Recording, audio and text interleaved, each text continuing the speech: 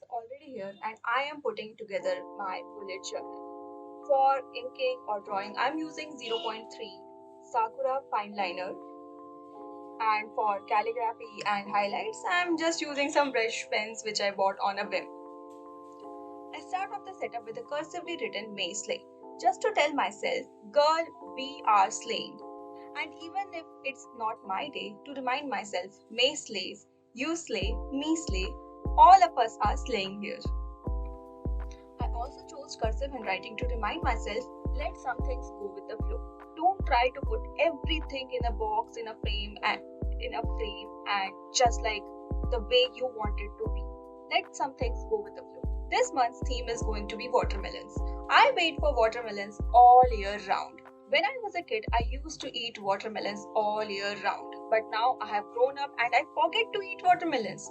That's why this theme would be reminding me all month long, hey Shivani, go out, buy some watermelons and eat them. They are your one of the favorites.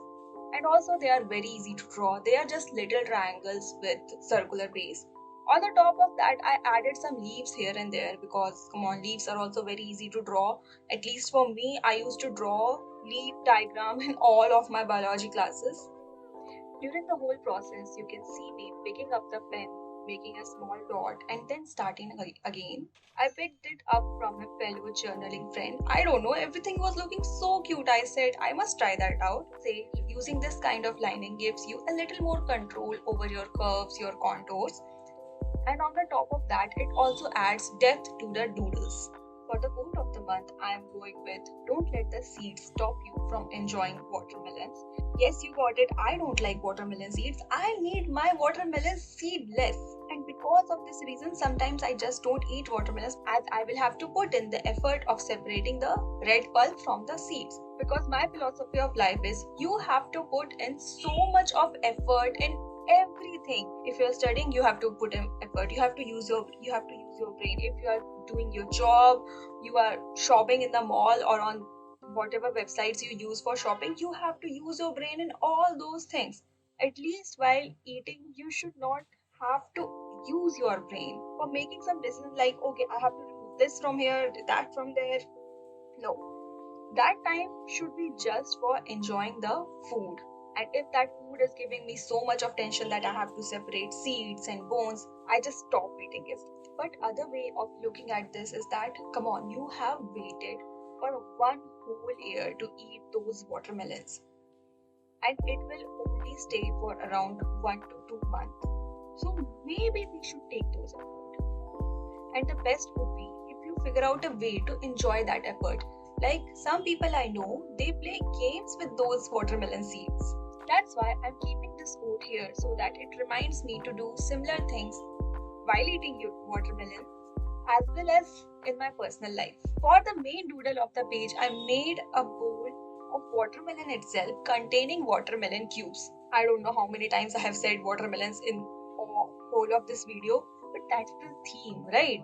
While researching for the theme, when I saw this picture, I thought maybe I won't be able to draw it because see, there is so much of chaos in it. But I remembered that when I was a kid, I drew something similar where there was a chaos of cubes.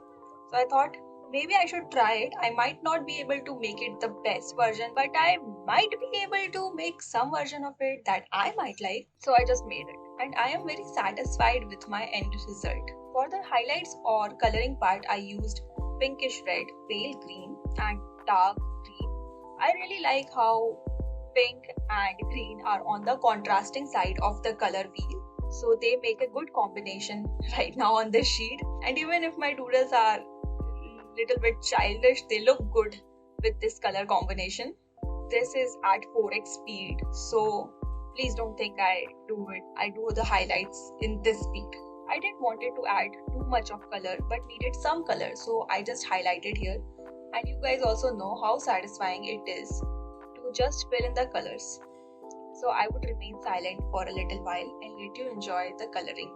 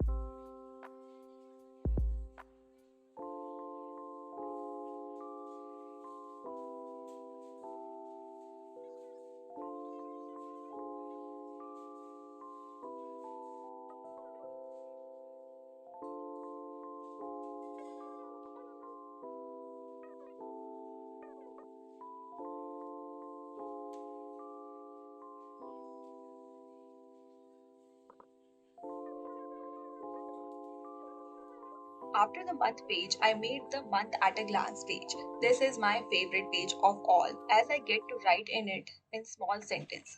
I gave it a heading of what sleigh happened today to just keep in mind we are sleighing this month. Yeah, so my brush pens are dual tip. On one side they have this brush pens and on other side they have fine tips. So to make these fine lines for my calendar, I use fine tip side. Having these boxes to fill in every day of the month gives me a structure from here. From here I can see how much of the month is left, what all progress I have made throughout the month. Guys, I am really obsessed with this page. I might make two of these from next month's journal. Let's see.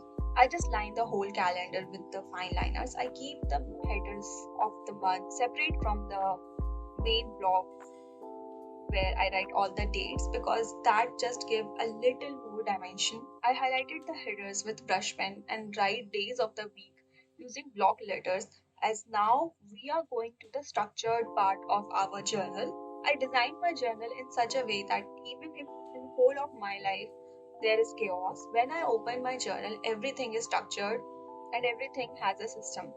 While highlighting, I don't fill the whole of the box. I just want to keep it organic and make it look more handmade. I also number all the blocks according to date of the day. I like to write those number in a small box in the corner, but I don't like making those small boxes. So I just used my brush pen to make these boxes.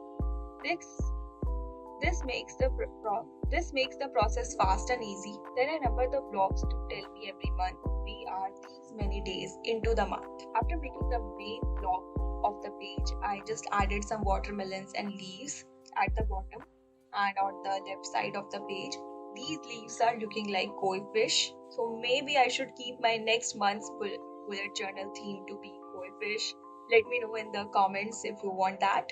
After making the elements, I just highlighted them using the brush pens and it looked like there was very much of colors going on all around. So I added some red dots on the watermelons to give them a little more depth. And I think this is looking very good now. On the next page, I am making my gym log. Here I would be documenting my experience in the gym. I would be listing down what all equipments I used today, what kind of exercise I did today, how I am feeling after the exercise, did I even went to the gym or not. For this, I just wrote the topic and numbered as the date of the month. This is actually how Ryder Carroll journals, actual inventor of the bullet journal method. He doesn't go around making all these setups, those calendar blocks or anything. He keeps it very simple. If you want me to make a setup inspired from him, let me know. I have read whole of the book and I can tell what is the inspiration, how he discovered his method and what are the benefits of these methods.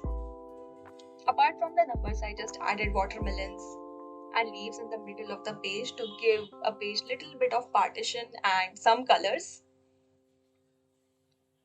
On the next page, I would be documenting what all things I am learning to upskill myself in my career because you know I am very fresh in my career.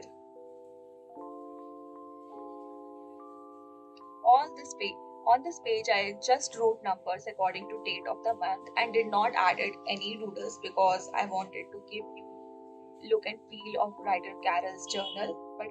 But come on, you know, I need to add some colors on the page. So I colored the numbers using my brush pen so that it looks like those numbers are written in small boxes.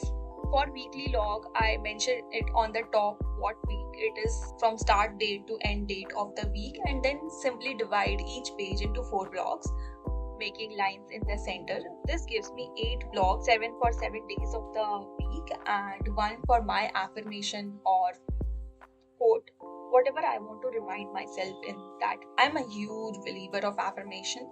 One of the affirmation that has stuck by me for last 3-4 months, more like it's a quote or maybe it's just an inspiration line. Only reason I am procrastinating is because my brain thinks that I am not capable of it. This line hits me very hard. It directly hits my ego, and it just start working that how can anyone, even my own brain, think that I am not capable of anything. For the weekly log, I made the center lines using brush pen so that those lines are, and I wrote the heading of each box with bold letters. Then I sprinkled some watermelon slices and leaves in between, and this is how it looks. Here is the flip through of whole setup. I think it turned out beautifully. And subscribe for more